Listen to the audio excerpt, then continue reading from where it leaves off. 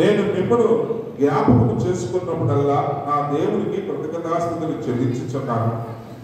నా బంధకముల యందును నేను సువార్త పక్షమున వాదించుట యందును దానిని స్థిరపరుచుట యందును మీరందరూ ఈ కృపలో నాతో కూడా పాలివారై ఉన్నారు కనుక నేను మిమ్మును నా హృదయంలో ఉంచుకొని ఉన్నాను.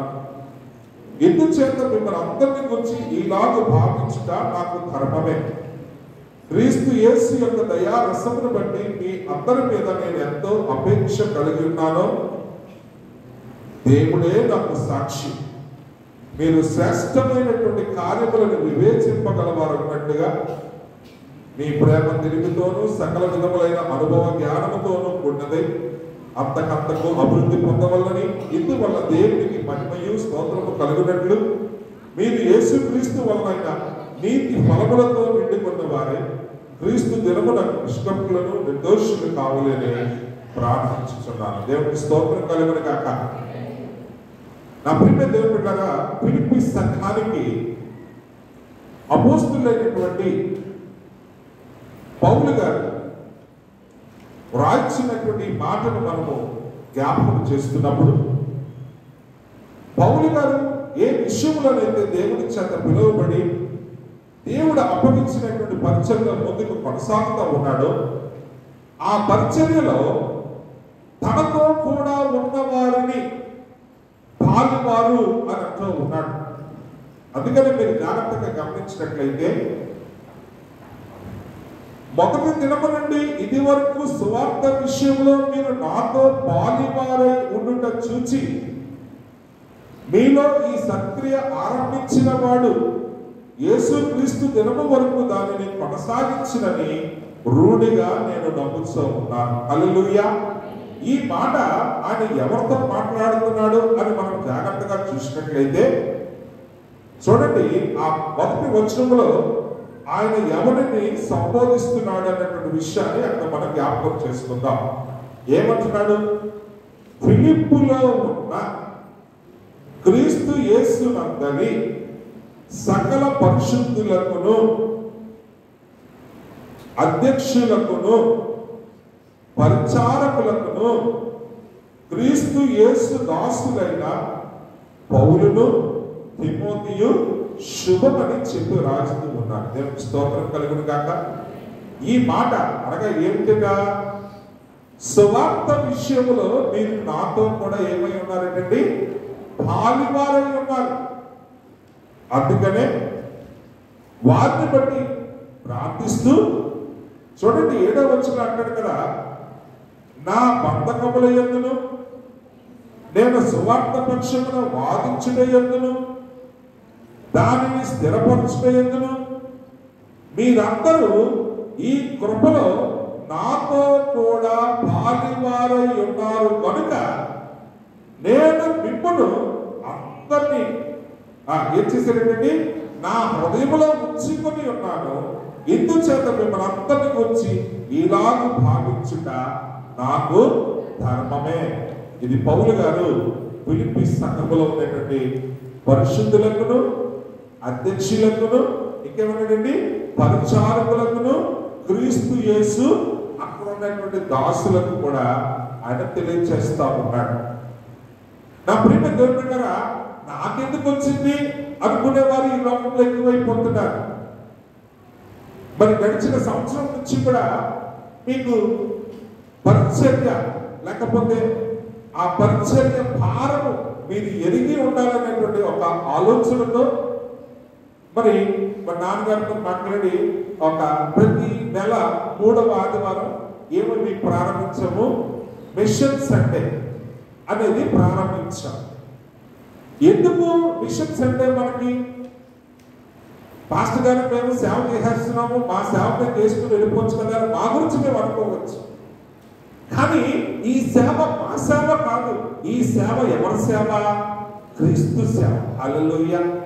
ఈ క్రీస్తు సేవలో మనమందరము కూడా పాలి భాగస్థులమై ఉన్నామనేటువంటి విషయాన్ని మీరు అర్థము చేసుకున్నట్లుగా ఇదిగో మరి ముందు నుండి ఉన్నటువంటి ఆ క్రైస్తవ పరిచయంలో ఉన్నటువంటి అనుభవ జ్ఞానంతో ఈ యొక్క భారతదేశంలో కొన్ని ప్రాముఖ్యమైనటువంటి కొన్ని పరిచర్య సంస్థలు ఎంతో నమ్మకంగా పనిచేస్తున్నాయి. కాబట్టి ఎన్నో సంస్థలు ఉన్నాయి, అందరికీ మనం సహాయం చేయలేము. కానీ దూర ప్రాంతాల్లో, సుదూర ప్రాంతాల్లో, ఎంతో మారుమూల ప్రాంతాల్లో, మనం వెళ్ళలేని ప్రాంతాల్లో కూడా పరిచయం చేస్తున్నటువంటి ఆ సంస్థలను కొన్నింటిని మనం జ్ఞాపకం చేసుకుని వాటిని గురించి కూడా మీకు కొన్ని విషయాలు తెలియజేస్తూ ఆ పరిచర్యను కూడా మన సంఘము కూడా బలపరచాలనే ఒక నినాదాన్ని తీసుకుని వచ్చినప్పుడు మరి ప్రతి నెల 3వ ఆదివారము ఆయా మిషనరీ సంస్థలను మీరు ఇచ్చినటువంటి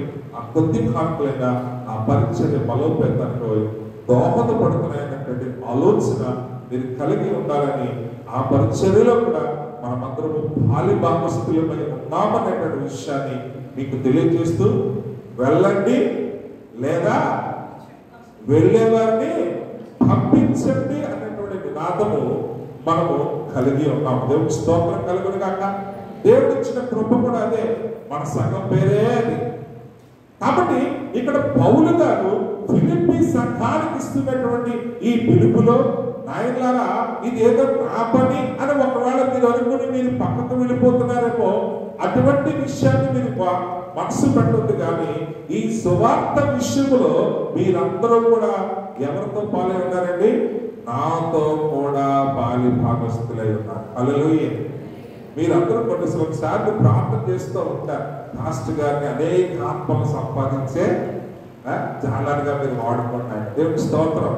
కానీ కొన్నిసార్లు నాకు భయపడతారు, ఇదేదో తప్పించి తిరిగి వాడి దానికి సముదానంగా ఉందా అని డౌట్ వస్తుంటారు. కాబట్టి మీ ప్రార్థన మాకు ఎంతో బలాన్ని ఇస్తుంది.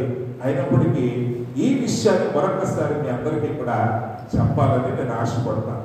గురిగితానికి ఇప్పుడు కూడా ఒకటే నినాదం ఇచ్చేవాడు, దేవుడు మమ్మల్ని మీ ప్రాంతానికి నడిపించాడు, మిమ్మల్ని బలపరిచాడు, మిమ్మల్ని ఏర్పరచుకున్నాడు. కానీ మీ ఊరి రక్షణ ఎవరి భుజాల మీద ఉంది? పాస్టర్ గారి భుజాల మీద లేదు, అది మీ భుజాల మీదే. ఆ భారము మీ మీదే ఉంది. మీరు వెళ్ళి మీ పొరుగు వారికి సువార్త ప్రకటించి వారి ప్రభు దగ్గరికి నడిపించాలి. దేవుడు మీ జీవితంలో ఏ కార్యాలు చేశాడో అది వారికి సాక్షిగా చెప్పి వారి హృదయాల్లో క్రీస్తునందలి విశ్వాసము గొప్ప కార్యాలు చేస్తుందనేటువంటి ఒక గొప్ప నిరీక్షణ మీరు వారిని అందించి బలపరచాలని ఎప్పటికప్పుడు అదే చెప్తాం. కాబట్టి ఈ రోజు అదే నినాదాన్ని మన చిరుమిషువాడ లేకపోతే మనం ఉన్న ప్రాంతాల్లో కూడా మనము కలిగి ఉండాలి. కాబట్టి దైవజనులుగా మీ అందరి యొక్క క్షేమము కొరకు మేము ఎప్పుడు కూడా మిమ్మల్ని మా మనసులో ఉంచుకొని మీ గురించి ప్రార్థన చేస్తున్నా, అది దేవుడు మాకు ఇచ్చినటువంటి ఒక భారము, ఒక బాధ్యత. అయితే అది కేవలము మీ యొక్క ఆత్మీయ క్షేమాభివృద్ధికే కాదు, కానీ దేవుని యొక్క రాజ్యమును విస్తరించట్లో దేవుడు మనందరినీ కూడా అనగా మాతో కలిసి మీకు కూడా సహపాలి భాగస్తులు అయ్యి ఉన్నారనేటువంటి విషయాన్ని మీరు గమనించాలి. సేవకు మీరు ఇవ్వాలి అని మేము పిలుపునిస్తాం. మాస్టర్ గారు అస్తమానం అడుగుతారని మీరు అనుకోవచ్చు, కానీ అది మీ ధర్మం అనేటువంటి విషయాన్ని కూడా దేవుని బిడ్డగా మీరు గమనించాలని మేము కోరుకుంటా ఉన్నాం. ఏమైనా పులిపెట్ట మీద నిలబడినటువంటి మేమైనా సరే దేవునికి ఇవ్వాల్సిన దర్శన భాగం మేము కూడా ఇచ్చి తీరాలి. దేవునికి స్తోత్రం కలుగును గాక. కాబట్టి మాస్టర్ గారికి దర్శన భాగం లేదు అని మీరు అనుకుంటే బాగుంది. మేము కూడా దేవునికి ఏం చేస్తామండి? ఇచ్చి దేవుడిని స్తుతిస్తాం. హల్లెలూయా. అయితే ఈరోజు ఈ పరిచర్యలో మనము పాలిభాగస్తులై ఉన్నాం. అనగా దేవుడు మనకిచ్చినటువంటి ఈ పరిచర్య ఏమిటి? అమ్మో పరిచయం చేయడమేనా అని అంటే లేదు. మీరు ఈ పరిచర్యలో పాలిభాగస్తులై ఉండడం ద్వారా దేవుడు మిమ్మల్ని ఎందులో పాలిభాగస్తులుగా ఉంచి ఉన్నాడో మీకు తెలుసా? జాగ్రత్తగా మీరు గమనించినట్లయితే హెబ్రీయులకు రాసినటువంటి పత్రిక 3వ అధ్యాయము, హెబ్రీయులకు రాసిన పత్రిక 3వ అధ్యాయము 1వ వచనాన్ని ఒక్కసారి తీసి చదువుకుందాము. చూడండి, హెబ్రీయులకు రాసిన పత్రిక 3వ అధ్యాయము 1వ వచనము. ఇందువలన పరలోక సంబంధమైన పిలుపులో పాలు పొందిన పరిశుద్ధ సహోదరులారా, చాలండి. గురించి ఎంత చక్కని మాట అపోస్తలుడైన పౌలు గారితో సెలవిస్తున్నాడు. నీకు పాలిభాగస్తుడువు, ఆయన రాజ్యములో పాలిభాగస్తుడువు. అందుకనే ఇక్కడ ఆయన మన గురించి అంటున్నాడు కదా, పరలోక సంబంధమైనటువంటి పిలుపులో పాలు పొందిన పరిశుద్ధ సహోదరులారా మనల్ని పిలిపిస్తున్నాడు. సో మీరు ఇహలోకమైనటువంటి విషయాల్లో మీరు ఎంత శ్రద్ధ కలిగి ఉన్నారో జాగ్రత్త, మీరు పరలోక సంబంధమైనటువంటి విషయాల్లో కూడా శ్రద్ధ కలిగిన వారుగా మీరు ఉన్నారు అన్న విషయాన్ని మీరు మర్చిపోవడానికి వీల్లేదు. దేవుడు మిమ్మలను తన రాజ్యంలో పాలిభాగస్తుడిగా చేసుకున్నాడు. అందుకనే మనందరినీ కూడా పేరు పెట్టి పిలిచి మీరు ఉన్నత రాజ్యములకు మీరు చేరవలసిన వారు అన్నాడు. అంతేకాకుండా మీరు జాగ్రత్తగా గమనించినట్లయితే పేతురు రాసినటువంటి 2వ పత్రిక మొట్టమొదటిగా సెలవిచ్చింది ఏంటంటే, పరలోక సంబంధమైనటువంటి పిలుపులో మనం అందరము కూడా పాలిభాగస్తులమైతే పేతురు రాసినటువంటి 2వ పత్రిక చూడండి జాగ్రత్తగా, 1వ అధ్యాయము 4వ వచనం అంటాడు. చూడండి ఏమంటాడు, ఆ మహిమ గుణాతిశయములను బట్టి ఆయన మనకు అమూల్యములను అత్యధికములైన వాగ్దానములను అనుగ్రహించి ఉన్నాడు. దురాశను అనుసరించడం వలన లోకమందున్నటువంటి భ్రష్టత్వమును ఈ వాగ్దాన మూలముగా మీరు తప్పించుకొని దేవుల పాలిభాగస్తులయ్యారంటే మీరు ఇప్పుడు దేవ స్వభావమందు మీరు పాలిభాగస్తులయ్యారంట. దేవుని స్తోత్రం కలుగును గాక. పరలోక సంబంధమైన పిలుపులో మీరు పాలిభాగస్తులు. ఇప్పుడు అంటున్నాడు కదా, ఈ లోకములో ఉన్నటువంటి సమస్తమైనటువంటి భ్రష్టత్వములు దేవుడు అనుగ్రహించినటువంటి ఆ అత్యధికమైనటువంటి వాగ్దానముల మూలముగా మీరు వాటన్నింటి నుండి కూడా తప్పించుకున్నట మీరు కూడా క్రీస్తు వలె ఆయన యొక్క స్వభావములకి ఏమైపోయారంటే పాలిభాగస్తులయ్యారట. దేవునికి స్తోత్రం కలుగును గాక. అంతేకాకుండా మరొకసారి హెబ్రీ పత్రికలోకి మనము చూస్తూ ఉన్నప్పుడు అదే హెబ్రీ పత్రిక 3వ అధ్యాయము 14వ వచనాన్ని మీరు ఒక్కసారి మీరు జాగ్రత్తగా చూసినట్లయితే అక్కడ ఏమంటున్నాడో చూడండి. 3వ అధ్యాయము 14వ వచనం మీరు జాగ్రత్తగా చూసినట్లయితే, నేడు అనబడు సమయం ఉంటుండగానే, జాగ్రత్తగా గమనించండి, నేడు అనగా 15వ వచనంలో 3వ లైన్ నుంచి వచ్చేద్దామమ్మా. నేడు అనబడు సమయం ఉండగానే ప్రతి దినమును ఒకరినొకడు బుద్ధి చెప్పుకుని, ఏలైనగా మొదటి నుండి మనకున్న దృఢ విశ్వాసము అంతము మట్టుకు గట్టిగా చేపట్టిన ఎడ్లనే మనము క్రీస్తులో పాలువారమై.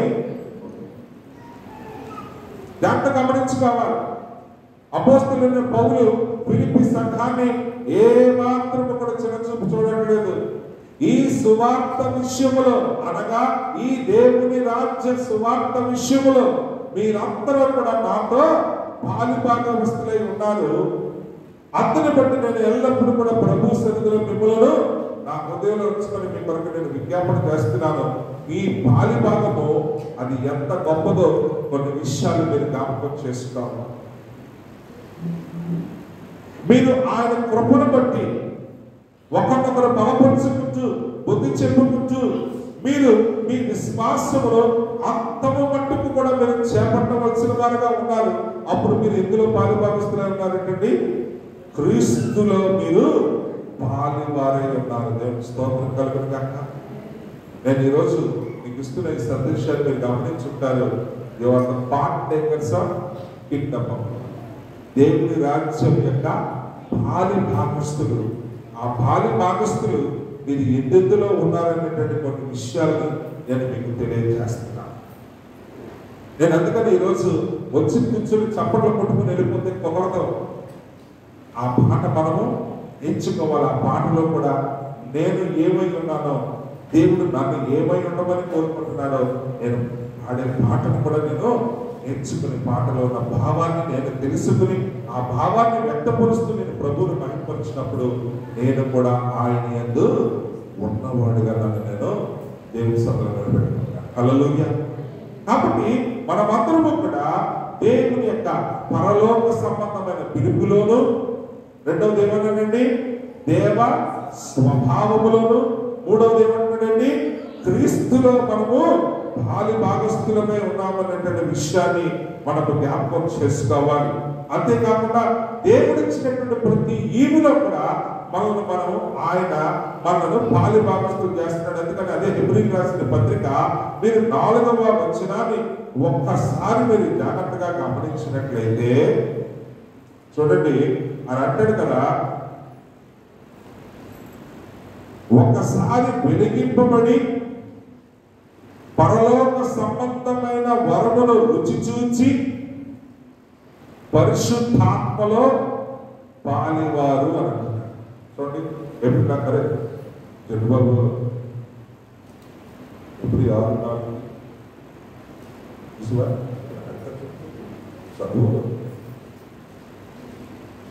చదవండి ఏమంటాడక్క, ఒక్కసారి వెలిగింపబడి పరలోక సంబంధమైన వరమును రుచి చూచి,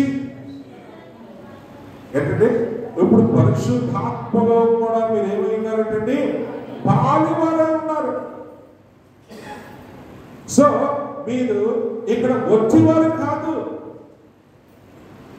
దేవుడు మిమ్మల్ని పిలుచుకొని ఏర్పరచుకుని ఈ పరలోక సంబంధమైనటువంటి ప్రతి మరి ఈవిలోనూ కూడా దేవుడు మిమ్మల్ని తనతో ఏం చేసుకున్నాడండి, పాలి భాగస్తులుగా చేసుకున్నాడు అన్నటువంటి విషయాన్ని మీరు గమనించాలి. కాబట్టి మీరు దేవుని యొక్క రాజ్యం యొక్క విస్తరణలో మీ యొక్క బాధ్యత, భారము, మరి భాగ్యము ఎంతో గొప్పదన్నటువంటి విషయాన్ని ఈ సమయంలో మీరు గమనించాలని నేను మిమ్మల్ని బ్రతిమాలుకుంటూ ఉన్నాను.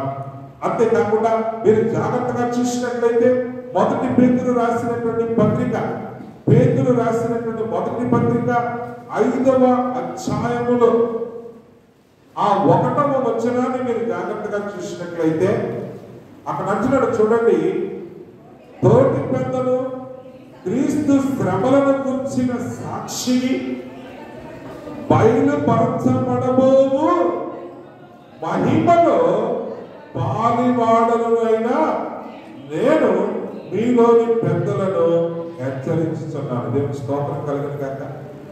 ఇక్కడ ఇంకోటి కనపడింది, మీరు ఎందులో పాలి భాగస్తులు ఏంటండి, బయలుపరచబడబోవు ఆ మహిమలో కూడా మీరేమంటారంటే పాలి భాగస్తులు. మొట్టమొదటి ఏం చెప్పారు హెబ్రీయులకు రాసిన పత్రికలో, పరలోక సంబంధమైన పిలుపులోను, రెండవది దేవుని యొక్క స్వభావములోను, మూడవది క్రీస్తులోను, నాలుగవది పరిశుద్ధాత్మలోను, ఇప్పుడు 5వది ఏమంటాడండి, బయలుపరచబడబోవు ఆ మహిమలో మీరందరూ కూడా పాలి భాగస్తులై ఉన్నారు. మీరేమి ఆర్డినరీ పీపుల్ కాదు.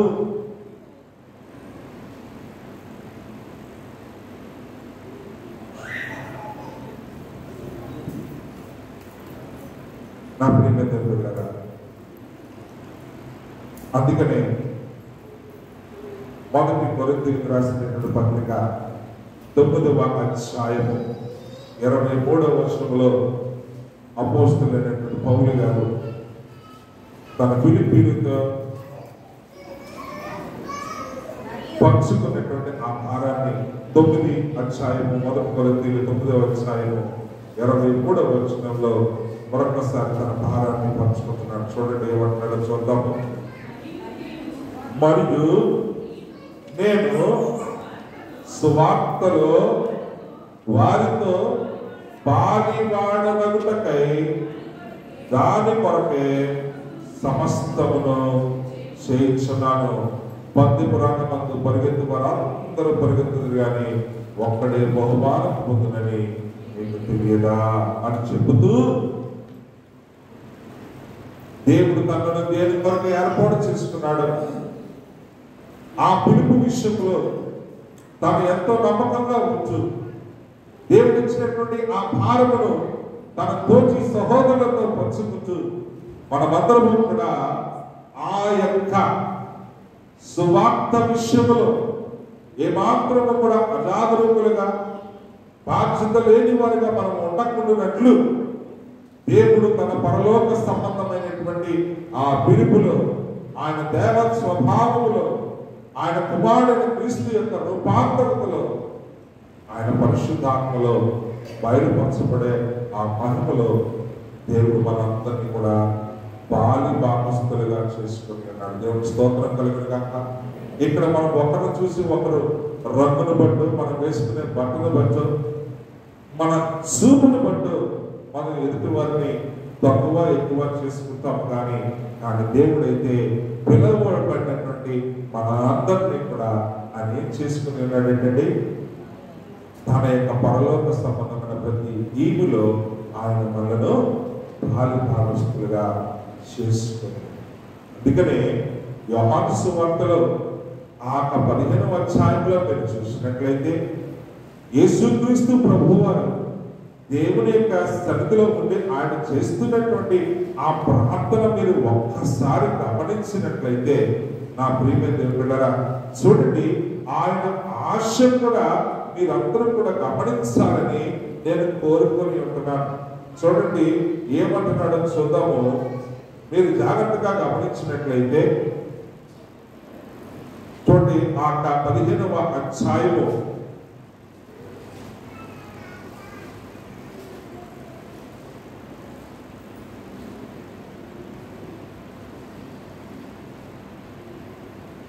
నేను ఎక్కడ ఉందునో మీరు కూడా నాతో ఉండునట్లు. అనగా ఈ వచనాలన్నీ దాని గురించే సంబోధిస్తూ ఉన్నాయి. మీరు జాగ్రత్తగా చూసినట్లయితే చూడండి 9వ వచనం నుంచి కొన్ని విషయాలు మీకు అర్థం చేసుకోవడానికి నేను ప్రయత్నం చేస్తున్నాను. తండ్రి నన్ను ఎలాగ ప్రేమించుచున్నాడో నేను మిమ్మల్ని అలాగే ప్రేమించింది, నా ప్రేమ యందు ఏమంటాడండి నిలిచి ఉండి. దేవుడి స్తోత్రం కలుగును గాక. తర్వాత అంటాడు, నేను నా తండ్రి ఆజ్ఞలు గైకొని ఆయన ప్రేమ యందు నిలిచి ఉన్న ప్రకారము మీరును నా ఆజ్ఞలు గైకొని ఎట్లా నా ప్రేమ యందు నిలిచి ఉందురు. మీ యందు నా సంతోషం ఉండవల్లని, మీ సంతోషం పరిపూర్ణం కావాలని ఈ సంగతులు నేను మీతో చెప్పుచున్నాను. దేవుడికి స్తోత్రం కలుగును గాక. సో దేవుడు తన ఇచ్చినటువంటి ఆ పిలుపులో దానికి కావలసినటువంటి ప్రతి ఈవుని కూడా దేవుడు మనందరినీ కూడా ఏం చేశాడండి బాలి భాగస్తులు చేశాడు. ఎందుకంట నేను ఎక్కడ ఉన్నాను అనగా నేను తండ్రి యందు ఏకమై ఉండలాగా మీరు కూడా ఏకమై ఉండాలి. నేను ఎక్కడ ఉందునో మీరు కూడా అక్కడ నాతో ఉండాలి. అందుకొరకే దేవుడు మనందరినీ కూడా ప్రభు అయిన క్రీస్తు ద్వారా పిలుచుకున్నాడనేటువంటి విషయాన్ని ఈ సమయంలో మీరు జ్ఞాపకం చేసుకోవాలని నేను ప్రభు పట్ల మీకు తెలియజేస్తా ఉన్నాను.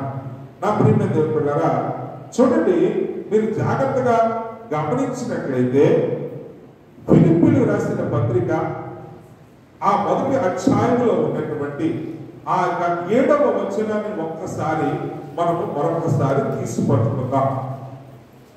నా బంధకముల యందును నేను సువార్త పక్షమున వాదించుట యందును దానిని స్థిరపరచుట యందును మీరందరూ ఈ కృపలో నాతో కూడా పాలివారై ఉన్నారు కనుక నేను మిమ్మల్ని నా హృదయంలో ఉంచుకొని ఉన్నాను.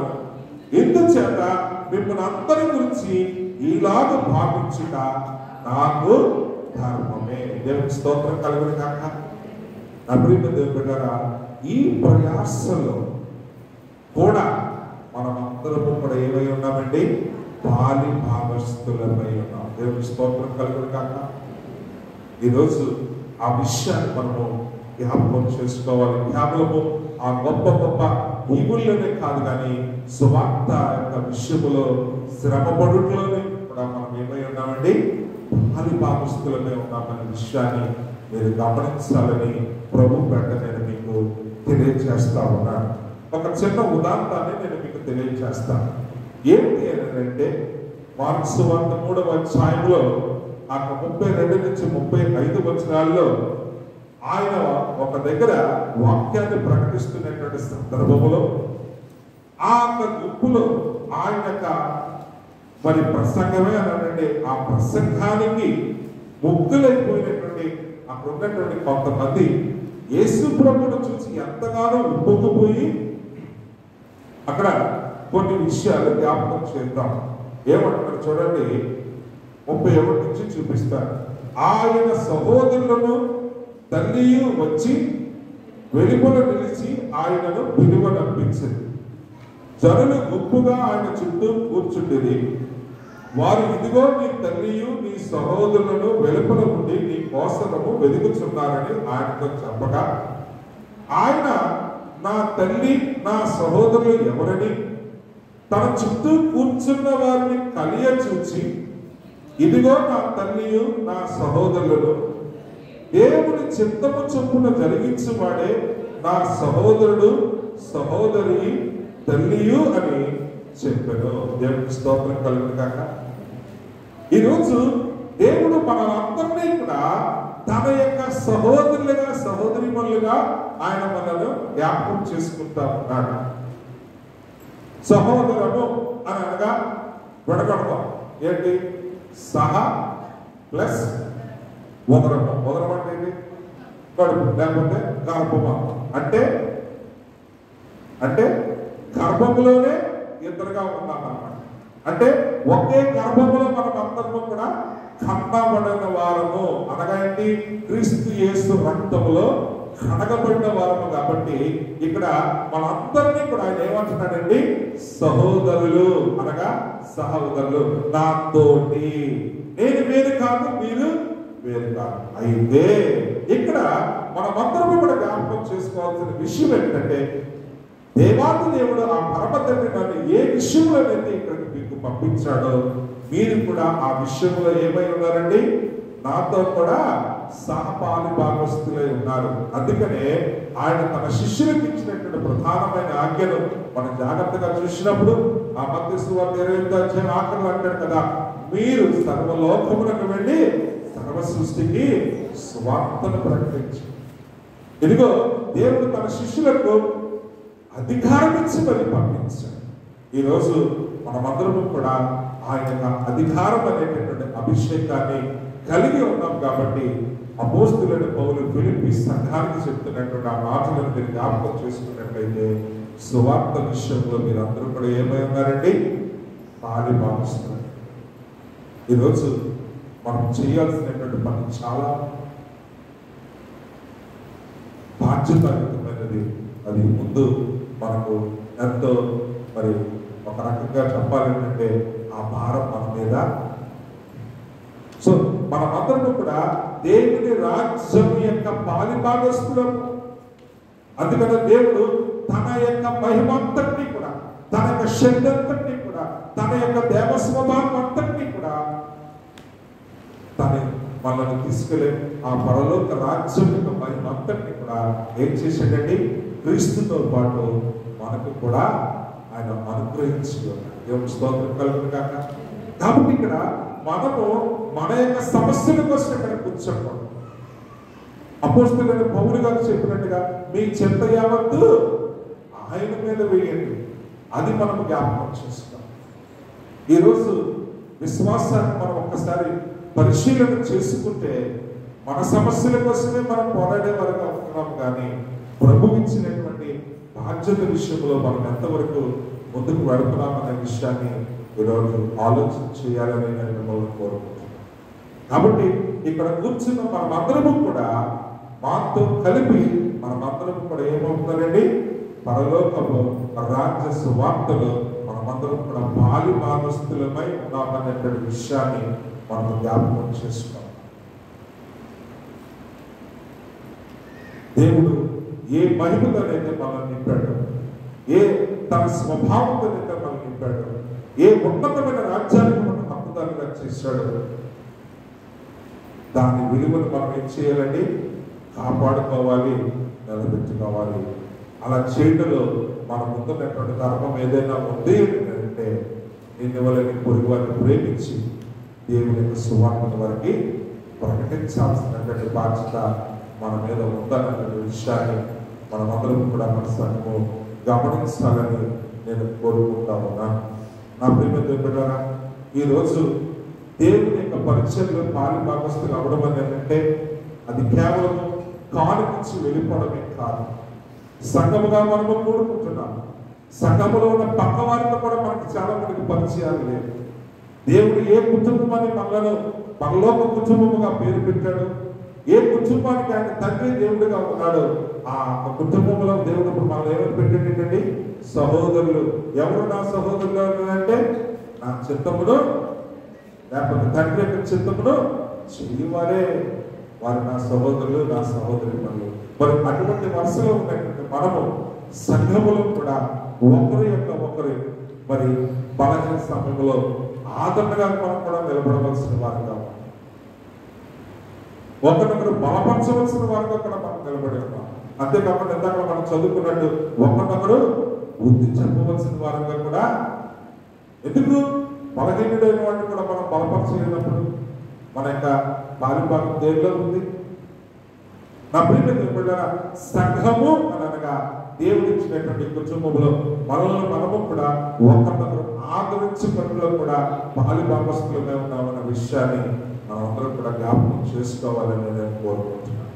అందుకనే నేను ఎప్పుడు కూడా తెలియజేస్తాను, వచ్చాము వెళ్ళిపోయాము అన్నట్టుగా ఉండకూడదు, కానీ వచ్చినందుకు నా పొరుగు వాడితో ఒక క్షేమ సమాచారమైన నేను తెలుసుకోవాలన్న ఆశ ఉంటే ఇది దేవుని యొక్క రాజ్యంలో ఇంకా అనేక మందిని బలపరిచేటటువంటి స్థితిలో నిన్ను నన్ను కూడా నిలబడుతుందన్న విషయాన్ని మీరందరూ కూడా గమనించాలని నేను ప్రభువు కోరుతున్నాను.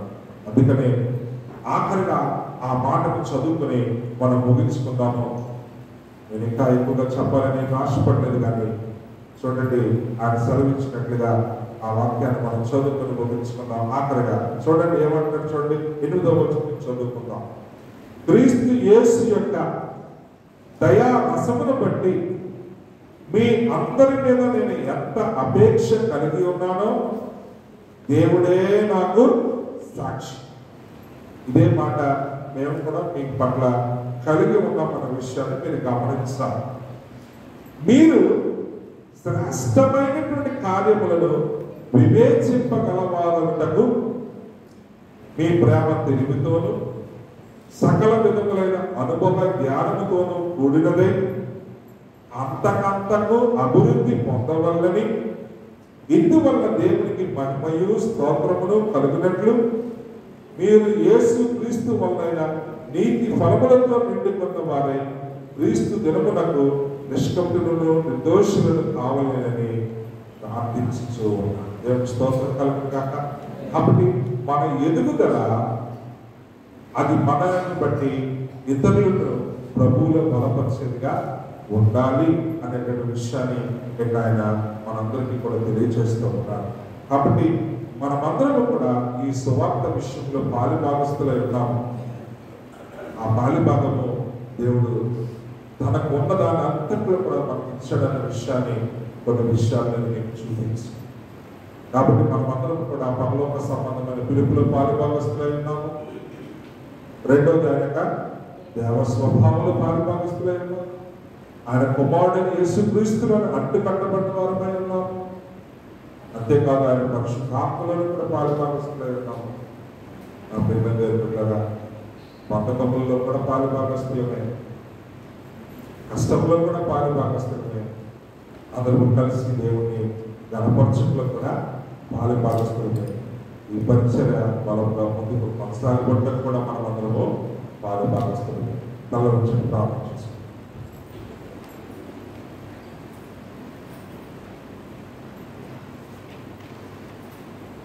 మహోన్నతుడా, ఒట్టివారు మట్టివారమని మమ్మల్ని మీరు సంబోధించుకుంటూ మీ పరిచర్యలు నాయన సందులో చేసే ప్రార్థన. కానీ మమ్మల్ని అందరినీ కూడా నాయన ప్రభా నీ పరలోక రాజ్య స్వాస్థ్యములకి నాయన నీలోకి మమ్మల్ని పాలుభాగస్తులుగా చేసుకుని ఉన్నాము. అందుకనే ఈ సమయంలో నేను ఇచ్చినటువంటి నాయన బాధ్యతయుతమైన పరిచర్య, సువార్త పరిచర్య, అందులో కూడా నాయన ప్రభా గాస్పెల్ బ్యాప్టిస్ట్ సంఘం నాయన బహు బలమైనటువంటి ఆయన పాఠ్యభాగము అందించడానికి మీ ప్రభుత్వం చూపించమని ఈ సమయంలో ప్రార్థిస్తున్నాం. కూడొచ్చినటువంటి ప్రతి బిడ్డ కూడా నాయన నీలో అంటు కట్టబడ్డవారు, నాయన ప్రతి విషయంలో నీలో సహ భాగస్తులై ఉన్నారు. కాబట్టి ప్రభా వీరందరూ కూడా నిష్ప్రయోజకులు కాదు నాయన, నీ చేతిలో బలమైనటువంటి సాధనములని వారి యొక్క విషయంలో వారు చక్కని అనుభవ జ్ఞానం కలిగిన వారే ప్రభా నీ సన్నిధిలో నిలబడుతున్న ప్రభు చూపించమని వచ్చిన ప్రతి బిడ్డ కూడా నీ పరిచర్యలు పాలుభాగస్తున్నాయి ఇచ్చటిలోనే కాదు నాయన, నీ సేవ పరిచర్యలు పాలుపులు పొందుకుంటూ పేదలను బలహీనలను కూడా ఆదరించట్లో, సువార్త ప్రకటించట్లో, సంఘ అభివృద్ధికి దోహదపడట్లో అన్ని విషయంలో కూడా ఆయన పాలుభాగస్తులై ముందుకు వెళ్ళటం ప్రతి ఒక్కరిని కూడా నాయన ప్రభా ఇహమందునేమి ఆత్మీయంగానేమి పరలోక సంబంధమైన ప్రతి వరములతో అభిషేకించి బలపరచమని వేడుకుంటున్నాను. యేసు పేరిట ప్రార్థించి వేడుకుంటున్నాము తండ్రి, ఆమేన్. దేవునికి స్తోత్రం కలుగును గాక.